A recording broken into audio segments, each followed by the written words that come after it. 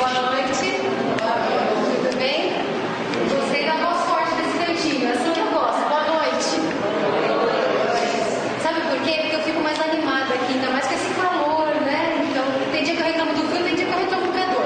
E aí, como nós vamos falar de lei de ação e reação, vocês veem. Se vocês não me ajudam, eu vou ficar murchinha se vocês me ajudarem. Mas nós viemos falar aqui sobre esse tema. Não sei se alguém teve a oportunidade de escutar à tarde no programa do André, nós conversarmos um pouco sobre esse assunto. E ele trouxe mais alguns aspectos aqui para o Batuíra para conversar, porque é um assunto de extrema importância, é um assunto que envolve a nossa vida em todos os aspectos da nossa existência. Tudo tem a ver com ação e tudo acaba em reação. Então a gente vai sair daqui hoje um pouco mais consciente do porquê que certas coisas acontecem na nossa vida. Nós não vamos saber os motivos exatos, mas saberemos pelo menos que lei está agindo sobre nós. Tudo bem? Por favor. Primeiro, nós começamos definindo o que é ação.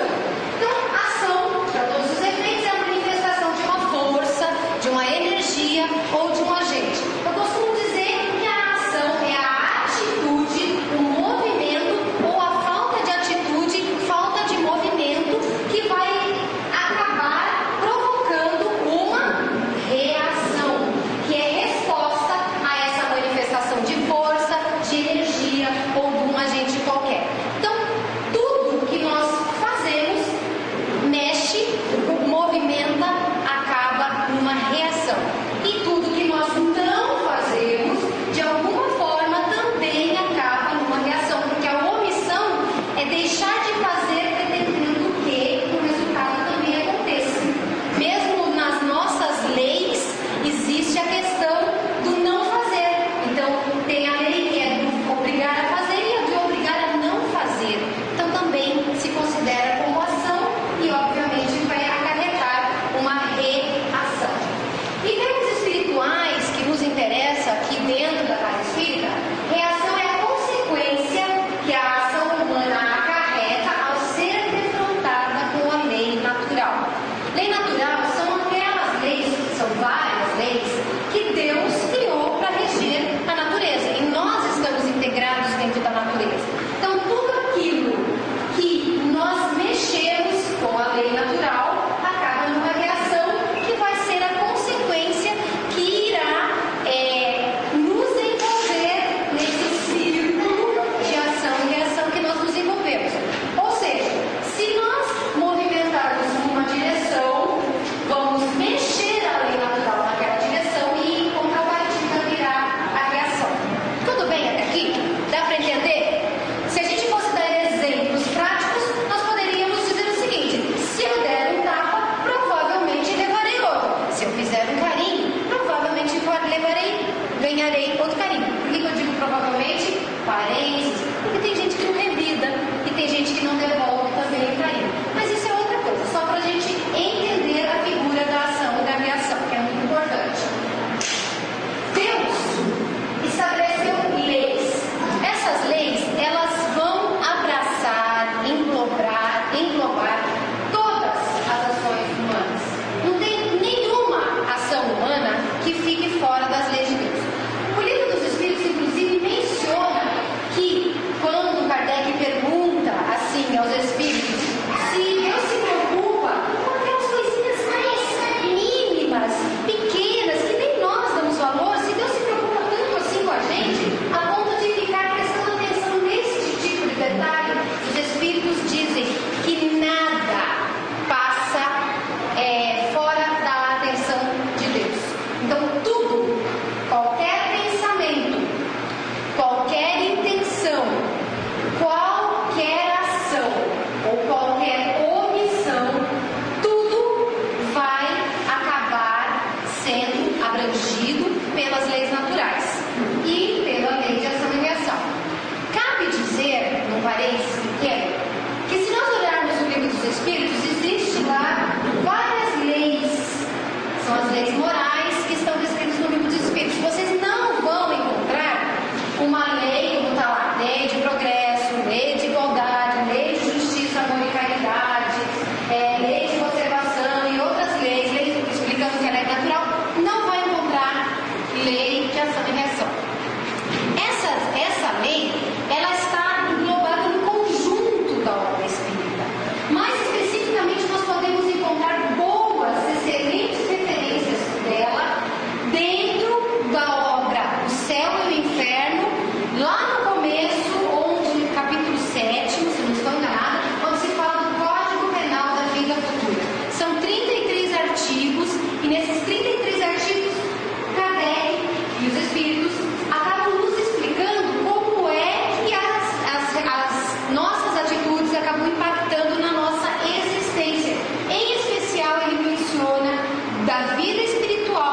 depois das outras encarnações.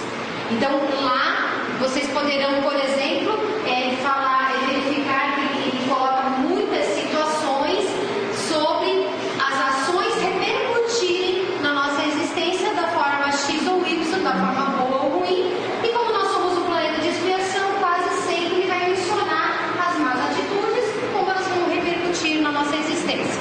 E também no Livro dos Espíritos, na quarta parte, onde se fala de penas e gozos terrenos, penas e gozos futuros, nós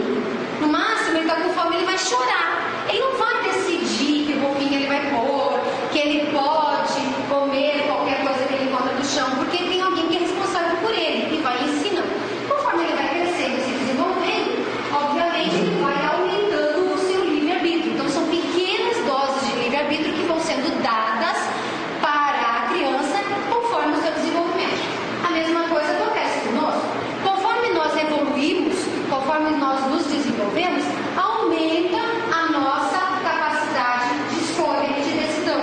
Acaba aumentando o nosso livre-arbítrio.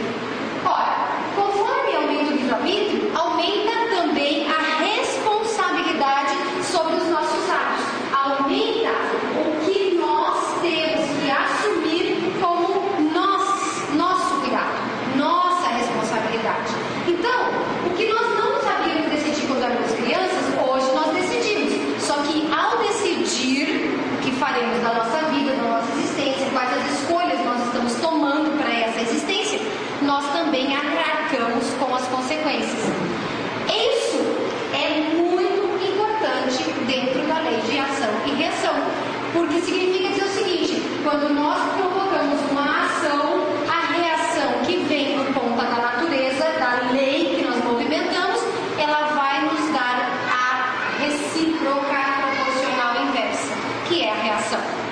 Certo? O homem tem uma diretriz dentro da consciência que Deus inseriu para nortear os seus atos. Essa reação nada mais é do que uma resposta da natureza às ações. Quando a gente fala que essas reações são baseadas na lei natural, nós queremos dizer o seguinte: existe uma lei, a lei está lá quietinha, não está sendo mexida. Quando nós pisamos, vamos dizer assim, no fio daquela lei, que está nos separando daquela lei, a natureza das nossas ações vai acabar ecoando na natureza das reações. Tudo tem a ver com uma lei natural. Quando nós falamos de lei divina, nós estamos falando de lei natural, porque Deus cria a natureza, Deus organiza todo o universo e Deus dá as diretrizes. No nosso caso, essa diretriz está na nossa consciência, porque desde sempre nós temos uma noção do que é certo e do que é errado. Nós podemos até abafar essa noção, nós podemos até fingir que não escutamos a voz da consciência. Se nos repetirmos naquele comportamento de negação do certo, nós podemos até passar um tempo não enxergando o caminho. Mas a consciência, mesmo adormecida, contém a diretriz do certo e do errado. Tanto é, voltando ao exemplo das crianças, que desde muito cedo a criança sabe quando está certo ou errado. A criança é pequenininha, que mal consegue andar, dá 2 passinhos daqui até na mesinha, se ela vai puxar o pano da mesa que está aí no cantinho, ela olha antes para a mãe ou para quem está perto, como quem diz: eu posso? Eu vou fazer. O que vai acontecer comigo se eu fizer? E a mamãe aponta o dedinho e diz: não. Por que ela olhou se ela não tivesse uma intuição do certo e errado? Está na nossa consciência, está na natureza do ser espiritual que somos. Isso é muito importante, porque significa dizer o seguinte: que não importa qual seja a nossa cultura, qual seja o nosso conhecimento, qual seja a nossa religião, como a gente enxerga a vida, nós sabemos o que é certo e o que é errado. E nós vamos saber ainda mais o que é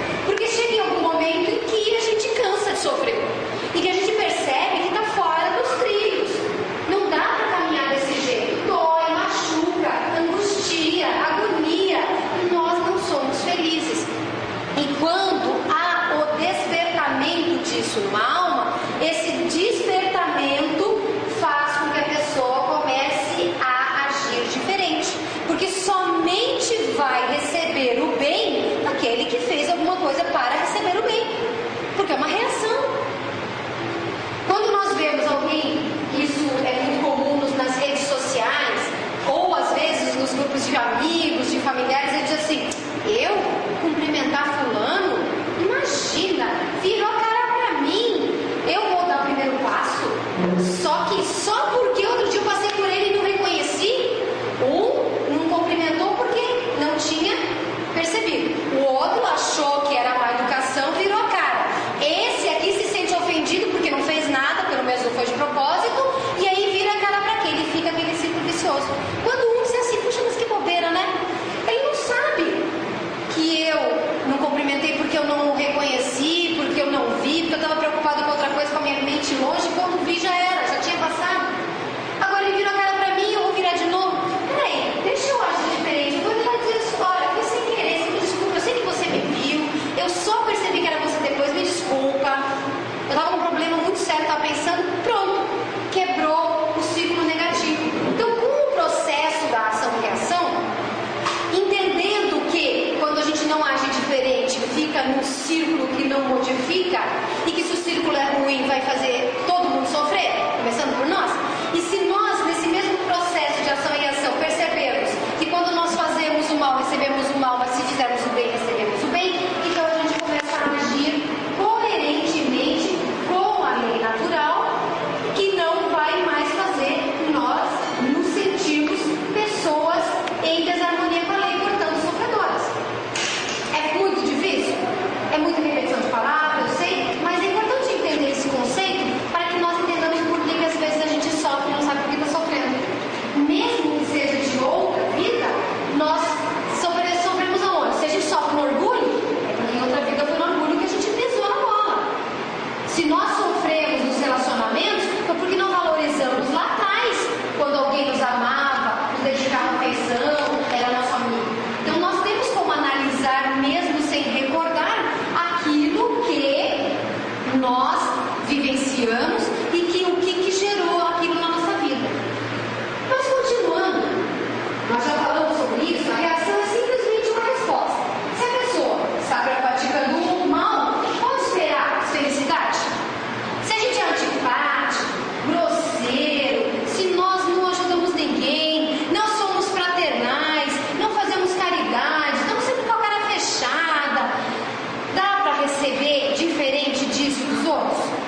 Mesmo aqueles que têm mais paciência, chega uma hora que eles dizem: puxa, não adianta sorrir para essa pessoa, eu sorri o ano inteiro para ela ou para ele, e o ano inteiro eu de cara fechada. Então, como ele não está gostando, eu não vou nem mais sorrir. Pronto, não vai receber. Está dando a ação negativa, recebendo a ação negativa. Por outro lado, se nós estivermos agindo com boas ações, por que a gente vai esperar sofrimento? Por que nós vamos dizer assim: eu sou tão esforçado, eu estudo tanto espírito, de trabalho no centro espírita, eu faço caridade, mas eu vou com umbral. Você ouviu o espírita falar que vai com umbral? Eu conheço vários, vocês conhecem? Conhecem, né? Só conhecem. Então, por quê? Porque espírita tem mania de querer ir para umbral, porque a gente acha que nunca é o suficiente que a gente faz. É suficiente? Não, claro que não é. Tem muita coisa para a gente fazer mesmo. Só que não quer dizer que a gente vai para umbral. Se a gente está fazendo boas ações, o mínimo que vai acontecer é a gente acabar lá no Hospital Esperança, lá que recebe os espíritos que não deram tudo certo, mas pelo menos está no caminho. Porque a minha expectativa, eu não digo o nosso lar que deve estar aqui em São Paulo, lá, né, ultimamente, mas sei lá, vai saber o nosso lar, esse menorzinho, mais aconchegante. Eu quero ir para uma colônia. Vocês não querem ir para uma colônia? Vocês não querem? Quer, né? Ele quer, todo mundo quer. Então, se nós queremos ir para um lugar bom na nossa vida espiritual, o que precisa fazer? Quer? Boas ações. Mas também tem se for uma pessoa que tem pequeno cultural, para ajudar a pessoa lá, é diferente. É diferente, porque não é a residência dela. Quando ela fala assim: onde é que você mora? Eu moro lá no umbral número, no nome tal, quadra tal.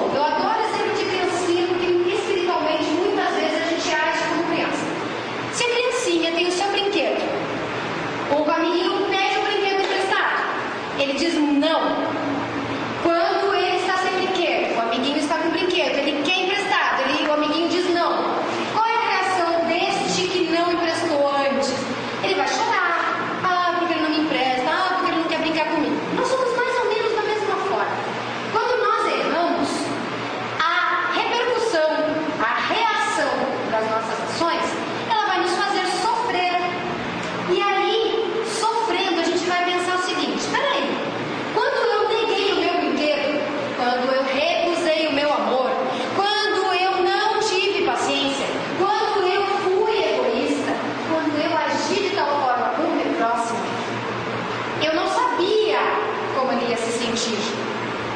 Só que agora me negaram o brinquedo. Foram egoístas comigo. Foram impacientes comigo. Não me perdoaram e está doendo. Ora, ele é um ser humano, eu sou um ser humano. Ele é filho de Deus, eu sou filho de Deus. Ele sente fome, eu sinto fome. Ele sente calor, eu sinto calor. Ele sente tristeza, angústia, felicidade. Eu também. Então, doeu em mim é porque doeu nele. E se doeu nele, eu não posso mais fazer isso, porque eu também não quero que doa em mim. Por essa razão, nós ainda estamos escolhendo a dor, porque nós, no decorrer da nossa jornada, escolhemos algumas coisas erradas nas nossas jornadas escolares. Nós não estudamos direitinho, não cumprimos direitinho com os deveres, não fizemos boas provas, e aí quando chega a nota dizendo reprovado, tem que recomeçar, nós renascemos em condições difíceis, ou pelo menos com pessoas que vão testar as nossas virtudes que a gente ainda não conseguiu testar direito, não passou anteriormente, e aí por causa de tudo isso a gente sofre. Mas Deus permite que a lei nos faça sofrer, tanto fisicamente quanto espiritualmente, como reação, porque de outro modo, na nossa ignorância, no nosso desconhecimento, nós dificilmente estaríamos no ponto de compreender quanto dói no outro. Se eu perguntasse para vocês hoje, o que precisa, o que falta para o mundo ser um mundo feliz? Falta todo mundo se amar, não é verdade? E o que falta para todo mundo se amar? Falta nós deixarmos de ser orgulhosos e de sermos egoístas. Se tirarmos essas duas imperfeições da terra, todo mundo vai conseguir se respeitar, agir com caridade e se amar. Obviamente que isso tornará o planeta um planeta bom. Mas nós vivemos num planeta que não é assim ainda. Poucas pessoas manifestam ostensivamente que são boas. E aí, nos slides que estavam passando antes da apresentação que agora nós estamos fazendo nessa nossa conversa, tinha um lá citando a pergunta 932 do Livro dos Espíritos, que perguntava por que os maus ainda dominam os bons. E a resposta dos Espíritos é por fraqueza dos bons. Os fracos são bons, os fracos se humilham, o que prova por A mais B que ainda não são tão bons assim. Porque aquele que realmente investiu dentro de si o conceito da ação e reação e entendeu que o que está fazendo aqui, ele não vai se acovardar em ser bom porque tem gente ruim do lado. Tem que vestir a camisa. Por causa disso é que Deus permite que nós soframos. Então ninguém quer sofrer, mas todo mundo que não aprendeu pelo amor está aprendendo pela dor. E essa dor, esse sofrimento que nós vivemos é resultado das nossas ações. Bom, esse texto aqui, artigo 3º do Código Penal da Vida Futura, diz assim: não há uma única imperfeição da alma que não importe funestas e inevitáveis consequências, como não há uma só qualidade boa que não seja fonte de gozo. O que significa dizer o seguinte, um resumo de tudo que eu falei até agora: se nós fizermos o bem, vamos receber o bem. Se nós fizermos o mal, iremos receber o mal. Não há uma única imperfeição e nenhuma qualidade que não tenha reação. E se nós lembrarmos que no Livro dos Espíritos se menciona que Deus não deixa passar nada, tem consciência do menor pensamento. Nós temos nos nossos conhecimentos que avós e pais e todo mundo fala é que não há um fio de cabelo, nem uma folha de árvore que caia, que Deus não tenha ciência. Então vejam quanto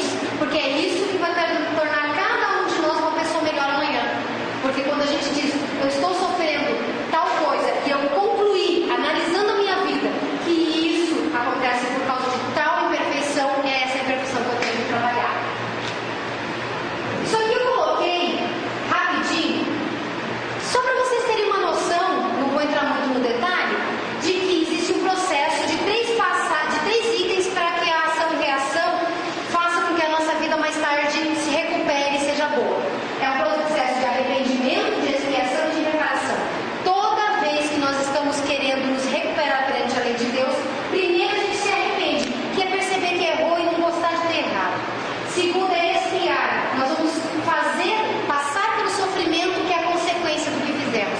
E a terceira é reparação. Eu destruí algo de alguém, eu vou lá ter que construir. Eu tenho que fazer o bem em contrapartida ao mal que eu fiz.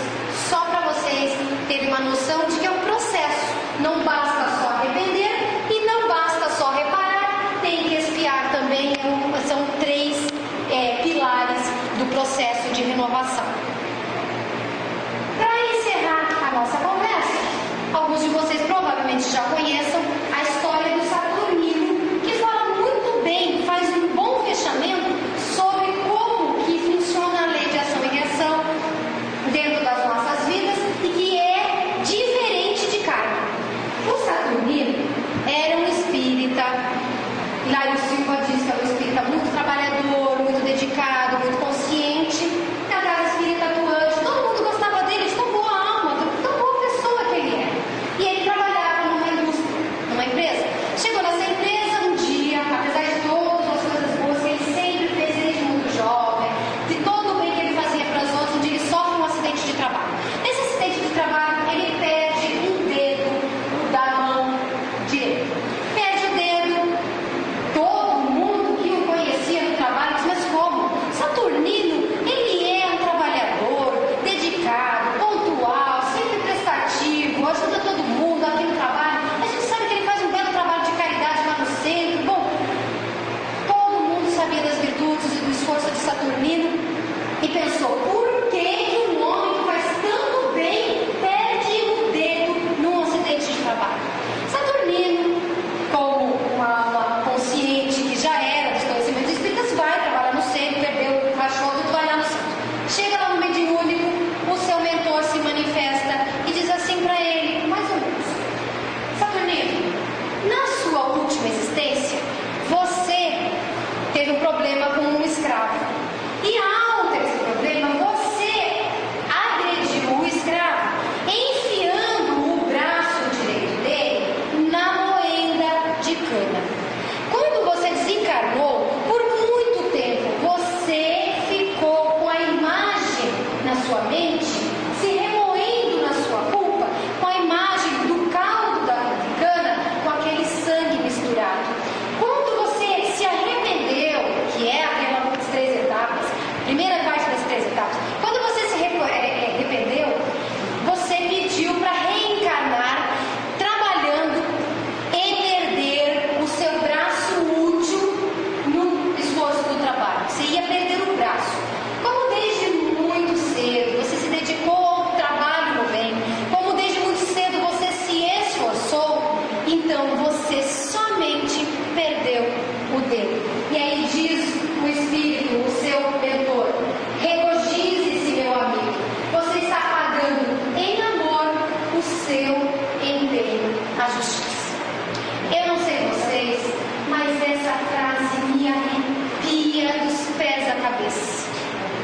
Porque imagina que beleza você ouvir alguém dizer, você está pagando em amor o seu empenho, o seu esforço, o seu trabalho focado na vida.